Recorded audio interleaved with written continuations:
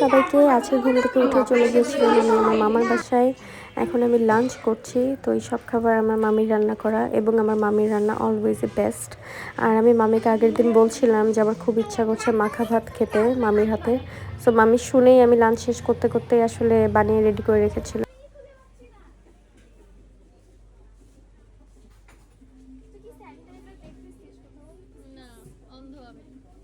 তারপর মামির বাসা থেকে বের হয়েই বাসা আসতে আসতে প্রাপ্তি আমার সাথে দেখা করতে আসছিল। এরপর ওকে নিয়ে আমি শপিংয়ে গেছিলাম। ওর কিছু স্যানিটাইজার আর কিছু এসেনশিয়াল জিনিস কেনার দরকার ছিল।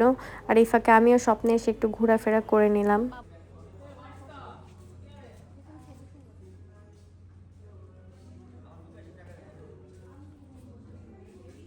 আজকে ঘুম থেকে উঠে আমি আমার ফ্রেন্ডদের সাথে দেখা করতে এসেছি। এটা হচ্ছে আরেকটা প্রাপ্তি, ওর নামও প্রাপ্তি। তো ওর সাথে আমার এখনও দেখা হয়নি। সো মেনলি আজকে ওর সাথে দেখা করতে আসা।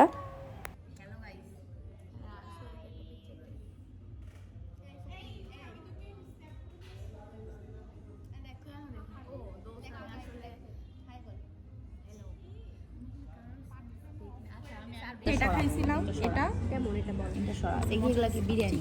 এগুলো সরা। চিকেনটা কি জুসি থাকে নাকি ড্রাই থাকে? সরা এগুলো। আমি না কোনোদিন বাটার। এরপর আমাদের খাবার চলে আসছে। আমি এটাকে আউট অফ 10 6.5 দিব, কারণ আমার কাছে রাইসটা মোটামুটি লেগেছে, বাট চিকেন কাটসুটা খুবই ভালো ছিল। তার কিছুক্ষণ পর আমরা একটু গল্প টল্প করি, তারপরে ছবি টবি তুলে বের হয়ে যাই। এখন হচ্ছে আমার যে কাজিনের বিয়ের জন্য আমি শপিং করেছিলাম লাস্ট ডেতে, ওটার জন্য এখন মেহেদি লাগাচ্ছি। এখন আমার কাজিন আমাকে মেহেদি লাগাই দিচ্ছে, কারণ সে খুবই ভালো হেনা আর্টিস্ট। গাইস, আপনারা যদি মেহেদি লাগাতে চান তাকে একটু মেসেজ করবেন। তার আবার খুব শখ হেনা আর্টিস্ট হওয়ার, কিন্তু আমি কাজিন দেখে আমি ফ্রিতে পেয়ে যাচ্ছি গাইস। এটাই হচ্ছে লাইফ। এই জন্য আমি চাই ফ্যামিলিতে সবাই প্রত্যেকটা আলাদা আলাদা প্রফেশনে ঢুকে যাক, যাতে সব কিছুরই বেনিফিটস আমি পাই, অ্যাডভান্টেজ দরকার লাইফে। বাই দ্য ওয়ে, আমার মেহেদির ডিজাইনটা আমার আসলে খুবই পছন্দ হয়েছিল। আম্মুকেও লাগাই দিছিল, তখন আমার ভালো লাগে তো বলেছিলাম আমাকেও লাগিয়ে দিতে। এখন আমরা সবাই রেডি হয়ে গেছি সকাল সকাল ঘুম থেকে উঠে, কারণ আমাদের হলুদের দাওয়াটা হচ্ছে মেনলি দুপুরে। তো আমি আজকে খুবই সিম্পল মেকআপ করেছি, বাট চুড়ি আমি হাত ভরে পড়েছি। আমি জানি না কেন আমার চুড়ির প্রতি আজকাল খুব একটা অবসেশন কাজ করছে।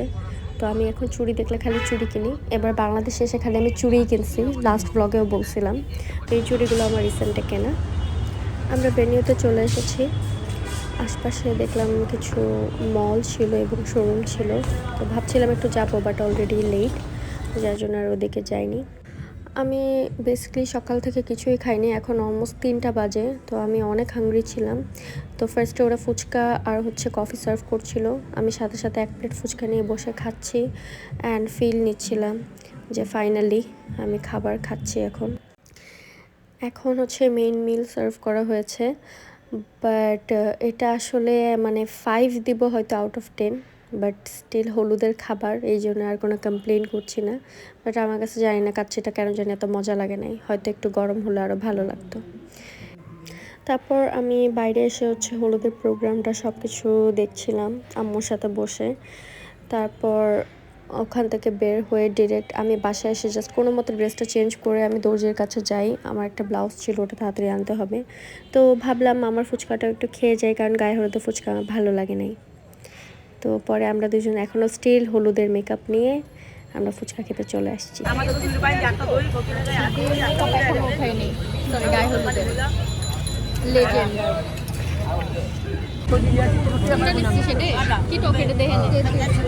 ফুচকা খেতে খেতে সামনে অপোজিটে দেখলাম আমাদের বিল্ডিংয়েরই একটা পরিচিত মামি একটা পিৎজার ভ্যান দিয়েছে।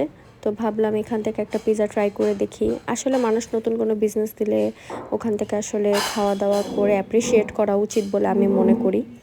তো এই জন্য আমি এখান থেকে একটা পিৎজা নিলাম। টায়ার্ড হয়ে গেছে, দেখেছেন, এটাই দুনিয়া।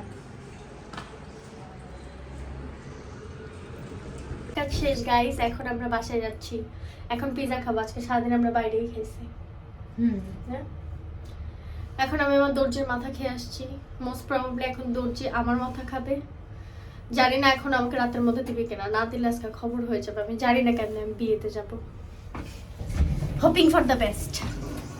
তারপর বাসায় এসে পিৎজা ট্রাই করলাম, আসলে খুবই ভালো ছিল এটা। And that's it, that's for today, thanks for watching.